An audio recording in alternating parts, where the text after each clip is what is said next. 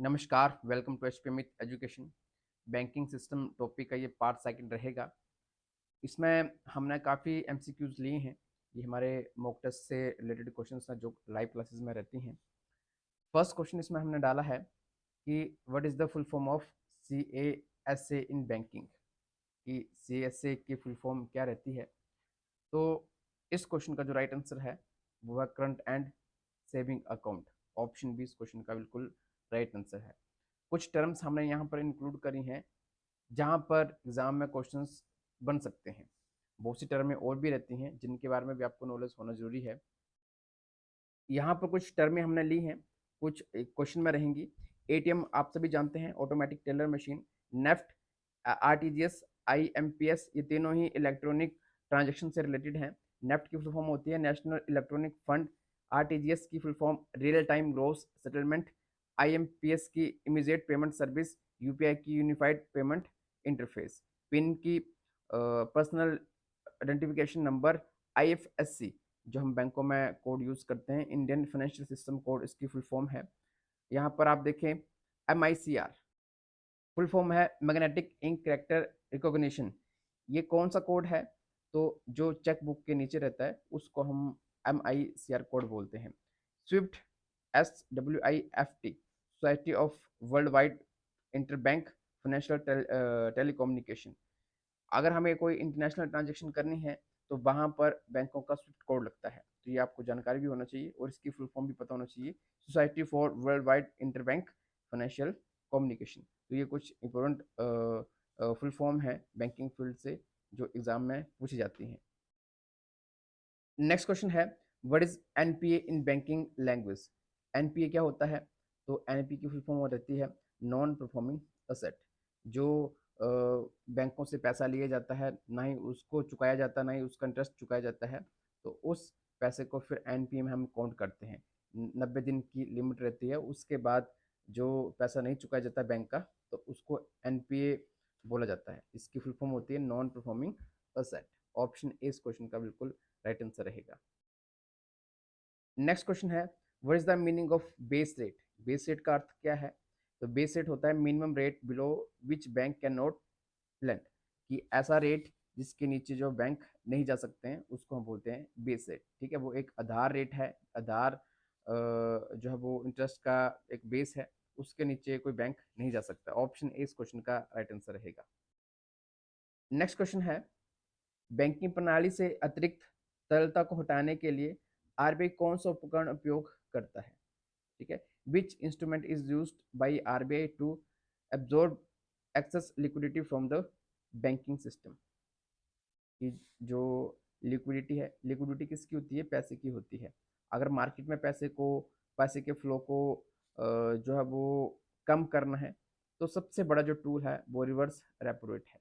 ठीक है, जिसे RBI क्या करता है, बैंकों से ही उधार ले लेता है ताकि उनके पास पैसे का फ्लो जो कम हो जाए और मार्केट में भी पैसे का फ्लो जो कम हो जाए। रेपो रेट भी इसका टूल है। उसमें जो RBI है वो बैंकों को पैसा देता है।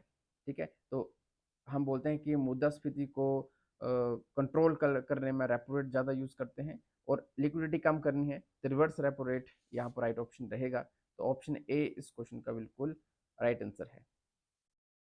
नेक्स्ट आगे की तरफ चलते हैं। Which of the following is a development bank. निम्न में से कौन सा विकास बैंक है? विकास बैंक कौन से होते हैं? जो दूसरे बैंकों को पैसा देते हैं।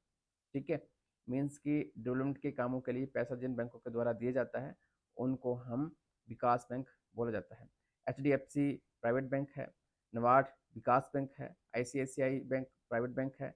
इंडियन बैंक भी एक तरह का जो हम बोलेंगे कि कमर्शियल बैंक है। ठीक है, तो कमर्शियल बैंक, प्राइवेट बैंक, ये सारे एक टाइप के बैंक हैं। बट जो डेवलपमेंट बैंक होते हैं जिसमें निवाड़ आता है, सिडबी और भी बैंक जो पैसा देते हैं जैसे वर्ल्ड बैंक, वो भी एक डेवलपमेंट बैंक है। तो इस क्वेश्चन का जो राइट आंसर रहेगा वो ऑप्शन बी, नबार्ड।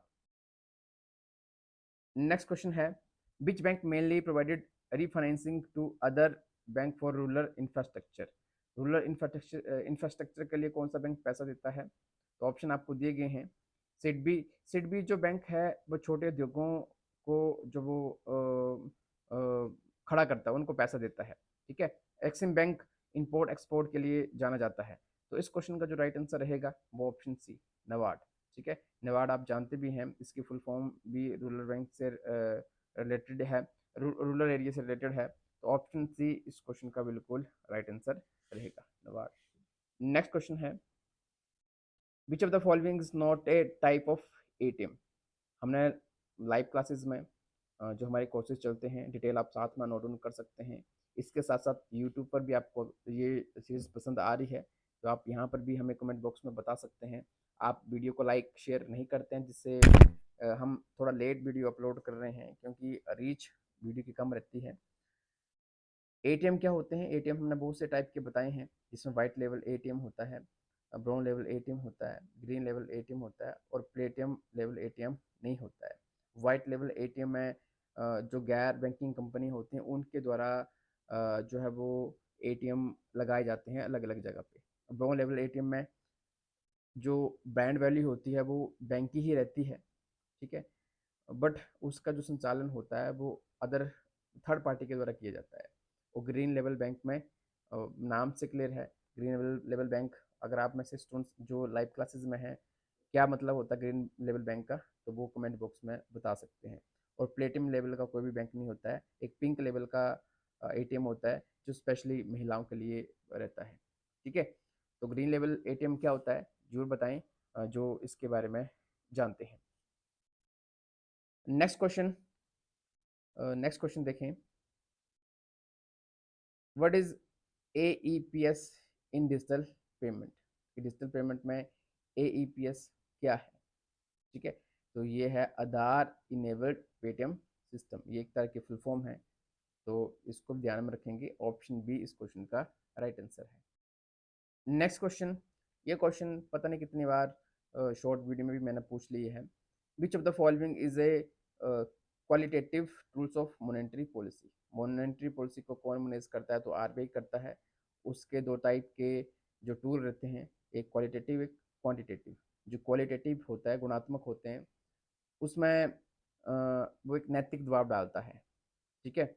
और जो क्वांटिटेटिव होते हैं जिसमें repo rate, CRR, open market operations आते हैं, और क्वालिटेटिव में क्रेडिट राशनिंग आती है, ठीक है। क्रेडिट राशनिंग मीन्स कि पर्टिकुलर उसमें कंडीशंस देखी जाती है, स्पेसिफिक जोन चूज किए जाते हैं, उसमें इंटरेस्ट को कम ज़्यादा किया जाता है, ठीक है। साथ में बैंकों को सही तरीके से संचालन करने की बात जो है वो क्वालिटेटिव टूल्स में करी जाती है।